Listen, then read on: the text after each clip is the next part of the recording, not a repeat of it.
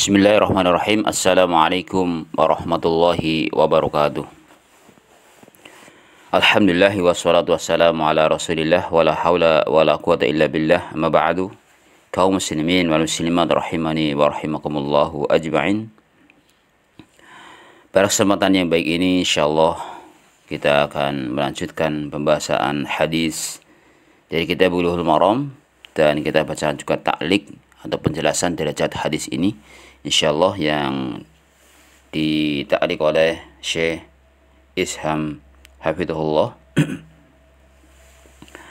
Masuk pada hadis yang ke-113, masih pada bab masalah tayamum, dari Ibnu Abbas radhiyallahu anhuma fi qawlihi wa in kuntum marda aw ala safar, tentang firman Allah Subhanahu wa taala, apabila kalian sakit atau sedang bepergian jauh. Surat An-Nisa ayat 43. Qala idza kanat birrajuli al-jirahatu fi sabilillah wal quruhu fayajnubu fayakhafu ayyamuta in igtasala tayammama.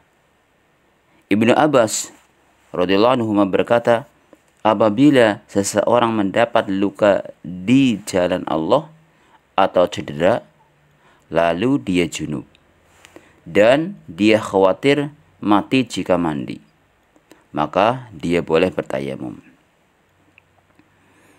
Di sini dikatakan diriwayatkan oleh Ad-Daraqutni secara mauquf. Mauquf artinya hanya perkataan sampai sahabat, dari perkataan sahabat. Dan diriwayatkan juga oleh Al-Bazzar secara marfu. Marfu artinya sampai Rasulullah. Serta disahihkan oleh Ibnu Khuzaimah dan Al-Hakim. Ini Ibnu Khuzaimah mengatakan hadis ini sahih dan Al-Hakim. Namun kita lihat penjelasan dari Syekh Isham ini. Kata beliau, hadis ini adalah dhaif. Diriwayatkan oleh Ad-Daraqutni secara mauquf pada juz yang pertama halaman 177, dan diriwayatkan oleh Ibnu Khuzaimah juz yang pertama 138 dan Al-Hakim juz pertama halaman 165 secara marfu. Dan Abu Zur'ah mengisyaratkan bahwa pernyataan marfu'nya hadis ini merupakan sebuah kekeliruan. Dan Abu Zur'ah mengisyaratkan bahwa pernyataan marfu'nya hadis ini merupakan sebuah kekeliruan. Jadi yang menyatakan hadis ini sampai Rasulullah SAW, itu kata Abu Zur'ah merupakan kekeliruan. Sebagaimana dalam Al-I'lal karya Ibnu Abi Hatim juz pertama halaman 25. Nah, hadis ini dinyatakan berilat oleh Syekh kami, itu Syekh Albani, dalam komentar beliau terhadap Sahih Ibnu Khuzaimah. Kenapa dinyatakan berilat? Karena disebabkan hafalan Atha bin As-Sa'ib yang bercampur aduk. Hafalan Atha bin As-Sa'ib yang bercampur aduk. Jadi kesimpulan hadis ini menurut Syekh Isham hafizahullah yang membawakan perkataan Syekh Albani bahwa hadis ini hadis yang dhaif, artinya yang lemah. Kemudian hadis yang ke 114 dari Ali radhiyallahu an, beliau berkata, "Inkasarat ihda zandayya fa sa'altu Rasulullah sallallahu alaihi wasallam fa amarni an amsaha 'alal jabair." Salah satu sendi dari dua pergelanganku patah. Lalu aku bertanya kepada Rasulullah sallallahu alaihi wasallam, maka beliau memerintahkanku untuk mengusap pada kibs, perban tulang yang patah. Diriwayatkan oleh Ibnu Majah dengan sanad yang sangat lemah. Sangat lemah, bahkan lemah sekali. Hadis ini yang menyatakan kisah bahwa Ali itu pergelangan tangannya patah. Kemudian diperintahkan oleh Nabi SAW untuk mengusap perbannya. Ini hadis yang sangat lemah kata Ibnu Majah. Kemudian Syekh Isyam Hafidhahullah menyatakan bahwa ini maudhu. Maudhu artinya palsu. Diriwayatkan oleh Ibnu Majah halaman 215 juz yang pertama. Syekh kami Syalbani berkata dalam Tamam Al-Minnah halaman 133 sampai 134, pensyarah As-San'ani berkata hadis ini dinyatakan mungkar.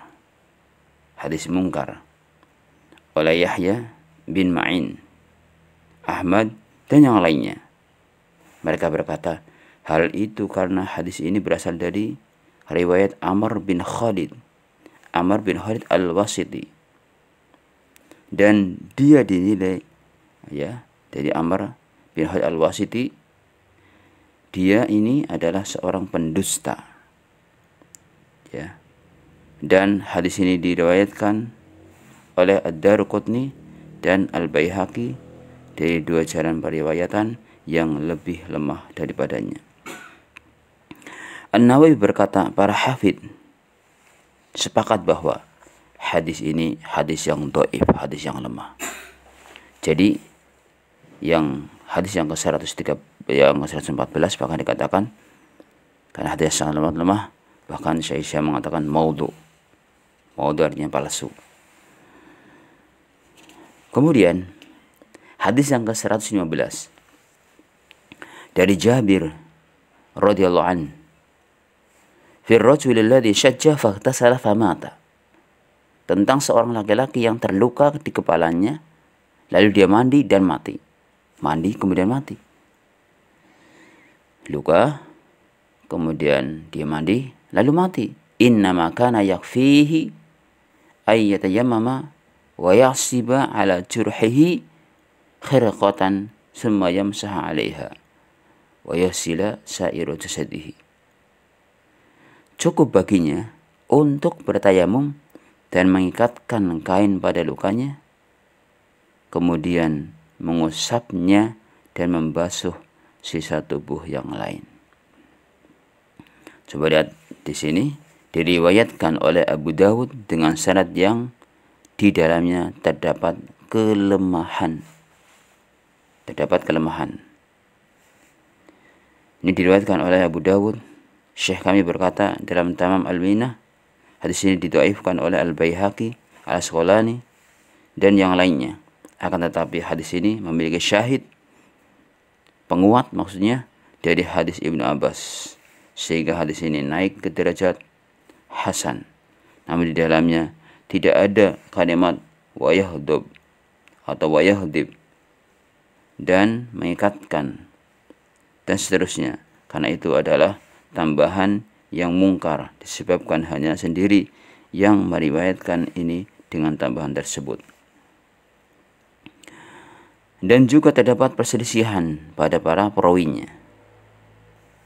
Dalam naskah A dan C tercantum para perawinya, dan demikian juga dalam Subul As-Salam. Ini hadis tentang orang yang luka kemudian dia mandi kemudian meninggal, yang seharusnya cukup untuk bertayamum. Dan ini hadis tadi ada penguat yang lemah, tapi ada penguatnya sehingga naik derajatnya menjadi hasan. Hadis terakhir dalam kitab tayamum atau bab tayamum ini dari Ibnu Abbas radhiyallahu anhu.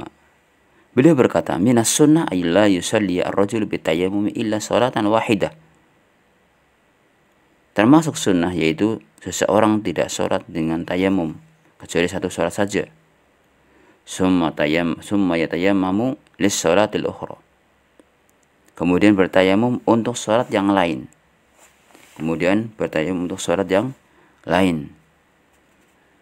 Ini diriwayatkan oleh Ad-Daruqutni dengan sanad yang sangat lemah. Jadi yang mengatakan hadis tayamum itu hanya untuk satu sholat, itu sangat lemah. Bahkan dikatakan oleh Syekh Isyam ini maudhu, artinya palsu, berarti tidak dipakai. Diriwayatkan oleh Ad-Daruqutni dan dinyatakan sebagai hadis maudhu, hadis yang palsu oleh Syekh kami dalam Ad-Dha'ifah. Dan beliau menyatakan bahwa hadis ini tidak sahih berasal dari Ibnu Abbas, baik secara marfu maupun secara mauquf. Bahkan ini dikatakan bahwa hadis ini tidak sahih, tidak benar, sumbernya dari Ibnu Abbas, baik secara mauquf, hanya perkataan Ibnu Abbas saja, atau secara marfu sampai Nabi SAW. Tidak benar. Maka ini tidak bisa dijadikan hujjah. Kalau hadis dhaif, hadis maudhu, apalagi yang palsu, itu tidak boleh dijadikan sebagai hujjah. Wallahu ta'ala a'lamu bis-shawab. Demikian, semoga bermanfaat, dan kita tutup dengan doa kafaratul majlis. Subhanakallahumma wa hamdika asyhadu an la ilaha illa anta astaghfiruka wa atubu ilaik. Assalamualaikum warahmatullahi wabarakatuh.